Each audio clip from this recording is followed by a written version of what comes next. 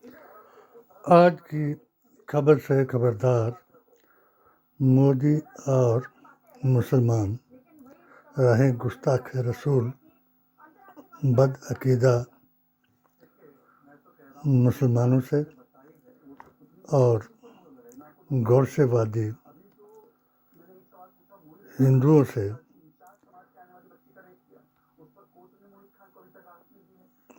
होशियार। वैदिक इस्लाम भारत की शान की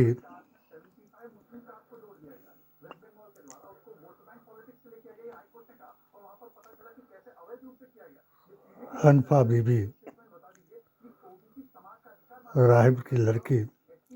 मजहब सुन्नी हनफिया की पहचान और पहलवान हैं, उनको दे रही हैं वो ज्ञान सीमा, फातिमा, शाजिया और सुबुई खान जैसी मुसलमान और औरतें भारतीय संविधान, कुरान और नबी के फरमान और वैदिक इस्लाम की तौहीन कर रही हैं और इनको सुम्मुम बुकमुन उम्युन फ़हम ला यरज़ऊन कि इनकी आँखों, कानों और ज़ुबान पर अल्लाह ताला ने मोहर लगा दी ऐसी औरतों और मर्दों पर जिनको ये डिबेट भी नज़र नहीं आ रही है कि किससे क्या हो रहा है। अरे सर क्या आप थोड़ी लोकतांत्रिक बने रही है, तो मेरा है ना बराबर तो लोकतांत्रिक तरीके से सबको मौका दो, जो मेहमान जाएंगे उनको भी तो लोग आपका पब्लिक का शो है, एक आपकी कोई निजी प्रॉपर्टी थोड़ी है, पब्लिक का शो है। अरे सर जो दो मेहमान उनसे तो ले लूं रिएक्शन, पर्सनल प्रॉपर्टी आप लीजिए कोई बात। अन्य पार्टी क्यों बार बार हिंदू मुसलमान के चश्मे से देखते हैं इस चीज? अभी तो मस्जिद जा रहे हैं, पहले भी मस्जिद गए हैं। देखिए, अभी एक कहावत है हमारे यहाँ, बिल्कुल वो कहावत फिट आती है आदरणीय मोदी जी पर कि घर में नाथूराम और बाहर गांधी जी। घर के अंदर तो आप नफरत फैलाएंगे, टारगेट करेंगे माइनॉरिटीज को, टारगेट करेंगे तमाम दूसरे धर्मों को। किसान जब बैठता है अपने मांगों को लेकर के बॉर्डर पे, तो उससे किसानों को खालिस्तानी कहते हैं आप। मुसलमानों को कहते हैं कि इनको कपड़े से पहचानो, ये कौन है, क्या कर रहे हैं, कपड़े से पहचानो। यानी इन्वेस्टिगेट करते हैं लिंचिंग के लिए, कपड़े से पहचान के इनको लिंच कर दो। मुसलमानों के बारे में कहते हैं घुसपैठिया है ये मुसलमान, घर के अंदर तो अपने देश के अंदर मुसलमानों को घुसपैठिया बताते हैं। कहते हैं कि ये तो मंगलसूत्र चुरा लेगा, ये तो दो भैंस जो है उसमें से एक खोल करके ले जाएगा, चुरा कर ले जाएगा। मुसलमानों को कोई अधिकार नहीं देना चाहिए, कोई आरक्षण नहीं देना चाहिए, कोई सुविधा नहीं देनी चाहिए। ये यहाँ पे आपकी पॉलिसी है। और बाहर जाकर के आप गांधी जी का नाम जपते हैं, गांधी बनने की कोशिश करते हैं, और मस्जिद का दौरा करेंगे, आप मस्जिद का विजिट करेंगे, कीजिए ना भाई, मस्जिद का विजिट कीजिए, किसको एतराज है, लेकिन सच्चे दिल से कीजिए ना। सर्वधर्म संभाव में यकीन अगर आप रखते हैं तो घर पे भी दिखना चाहिए ना, देश के अंदर भी तो दिखना चाहिए। देश के अंदर भी आपको प्रेम बांटिए, देश के अंदर आप नफरत बांटेंगे। मेरा मानना यह है कि उनके मस्जिद जाने से मुसलमानों को क्या मिल जाएगा। मैं डॉक्टर केडी शेख, उनके गुरुद्वारा जाने से सिखों को क्या मिल जाता है। कन्वीनर ऑल इंडिया सुन्नी सूफी जमात और कोऑर्डिनेटर MYPDA, मुस्लिम, यादव और पीडी। मोदी जी महान कहने वाला मोदी मिशन मुस्लिम मोर्चा हिमाचल प्रदेश का महामंत्री बन करके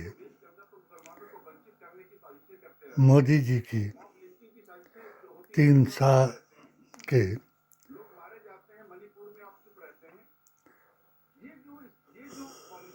जो अभियान था उसका संचालन किया।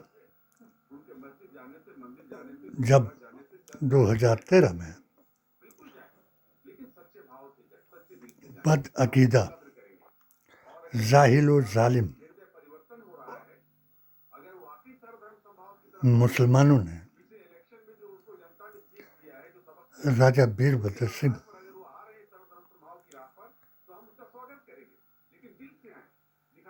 को मेरी शिकायत की और मुझे बीजेपी वालों ने मोदी मिशन का महामंत्री बना दिया। मैंने अपने कर्तव्य का निर्वहन 1971 से अपने अकीदे के ऊपर किया और मैंने इन तीनों जमातों के खिलाफ भी फतवा दिया कि जो अली का नहीं वो वली का नहीं, जो वली का नहीं वो नबी का नहीं, और जो नबी का नहीं वो खुदा का हो सकता है, क्योंकि नबी करीम आखिरी इमाम हैं, सर्व कायनात इखलास मौजूदात हैं, हाज़िर और नाज़िर हैं,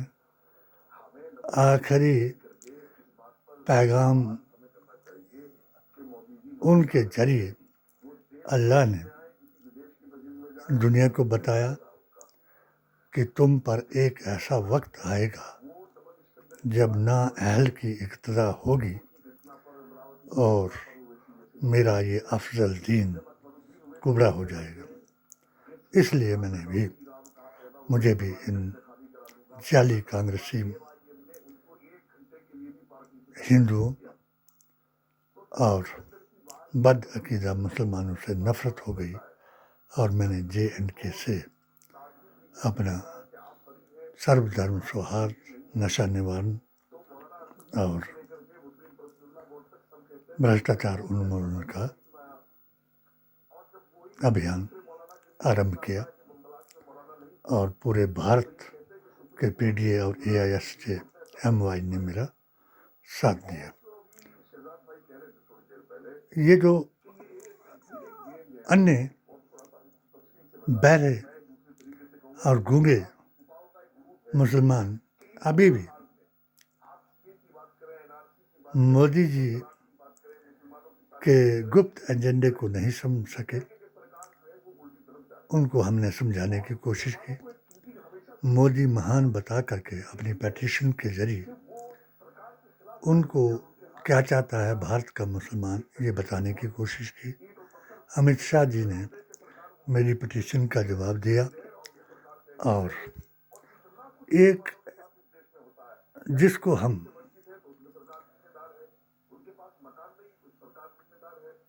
RSS, जनसंघ, जनता दल, भारतीय जनता पार्टी के 4 संयोजकों की वजह से मैं मुक्ति मोर्चा का अध्यक्ष होते हुए चुरा को आज़ाद कराने के लिए जब इसे शांता जी से टिकट दिलाई और इससे अपनी उन वरिष्ठ हिंदू लीडरों की और अहले बैत अकीदा के मुसलमानों की तौहीन कराई। ये जो बकवास कर रहे हैं आज की डिबेट में, उनका बकवास इतने तक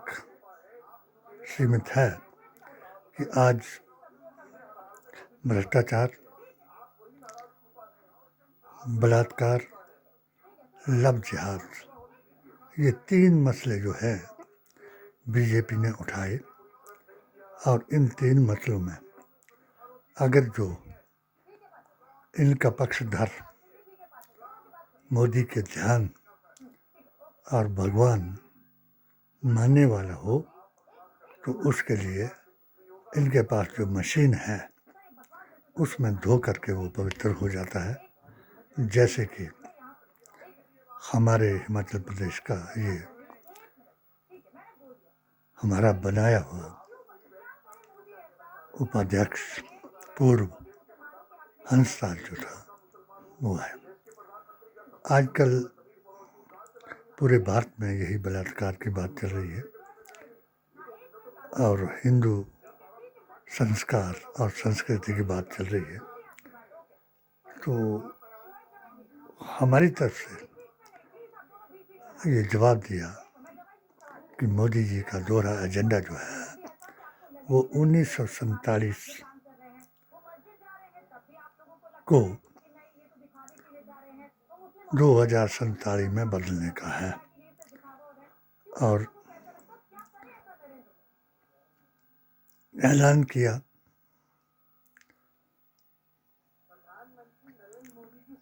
योगी ने कि बढ़ जाएंगे तो कट जाएंगे, और मैंने भी अपनी तीनों जमातों को ऐलान किया कि नबी के नहीं रहेंगे तो कहीं के नहीं रहेंगे। इसलिए मैं इन सब का शुक्रगुजार हूँ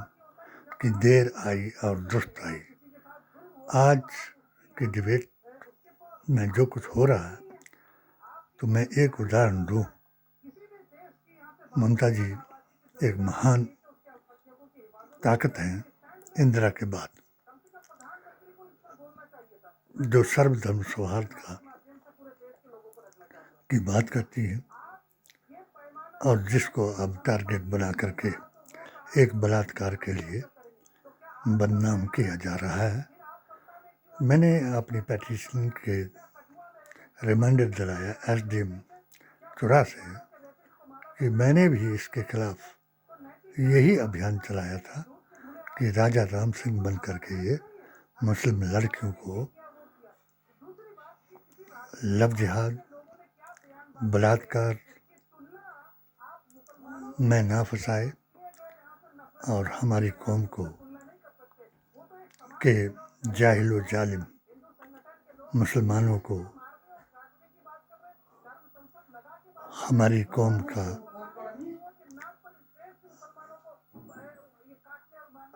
अध्यक्ष व लीडर बना करके हमारी तौहीन ना कराए, जो इसने करा के दिखाई। जिस लड़की ने ये कहा कि हमारे 10 साल के संबंध इसके साथ हैं, और उसी लड़की ने कहा कि मैंने इसके खिलाफ इन संबंधों के तोड़ने के बाद FIR दर्ज करवाई, 104 का बयान दिया और सभी लोगों को अपनी मदद करने का आह्वान किया। मगर जब इन गद्दार मुसलमानों ने और कांग्रेसी गद्दार गोरसेवादियों ने सारे चारों खाने इसके बेचारी की चित कर दिए और इसको तनाह छोड़ दिया, और ये जो हमारा राजपूत बन गया, उस राजपूत ने दोनों पार्टियों के गद्दारों के सब मिला करके इससे वो बयान दिला दिया जो 100% इसके पक्ष में जाता है। और इसके पक्ष में जाने के बावजूद इससे वो बकवास करवा दिया इस लड़की से कि हमारी फरियाद के ऊपर अलका लांबा जी शिमला में आई, उन्होंने इस लड़की के पक्ष में आवाज़ उठाई, तो इसी लड़की से हमारी अध्यक्षा की भी तौहीन कराई। हमारे 4 विंगों ने चुरा के 4 विंगों ने मुसलमानों ने उन 2 फैमिलियों को बाइकाट करने का आदेश दिया जिन्होंने ये उसको अच्छा बताने का, सच्चा बताने का प्रोग्राम किया, और अल्पसंख्यक के उपाध्यक्ष या समथिंग एल्स के रूप में नूरानी जी को तीसरा बुला करके बयान कराया, कॉलेजों की बात की, शिक्षा की बात की, तनख्वाह की बात की, पेंशन की बात की कि शुक्र जी ये नहीं कर सके। मगर शुक्र जी ने जो करके दिखाया, तो वो दिखाया था ये कि उन्होंने इन्हें हिंदूवादी गोरसेवादी का यकीन किया और हमारी बात पर ध्यान नहीं दिया। इसलिए उन्होंने सरकार को भी छुड़वाया और किसी न किसी तरीके से फिर जुड़वाया और हमने फिर माननीय महोदय को उनके निजी सचिव के द्वारा आगाह कराया कि मेरी पिटीशन को कार्यान्वित किया जाए और उसकी इंक्वायरी जो 2019, 20, 21, 22, 24 से पेंडिंग है, उस पर जो उसको इसने सभी कागजों को नकरोट चौकी में दफन कराया, प्रधानमंत्री से लेकर के राष्ट्रपति, गवर्नर, मुख्यमंत्री, गृह मंत्री की उस पिटीशन के ज्ञापन को गिदड़ परवाना बताया और आज भी मुझे जेर करने के लिए, आज भी उसने मुझे जेर करने के लिए मेरे परिवार को टॉर्चर करके उनसे ही मुझ पर अदालत में दावा कराया और मुझे सनकी बूढ़ा, कंपाउंडरू और अब नेत्रहीन पागल बता करके संबोधित कराया। मुझे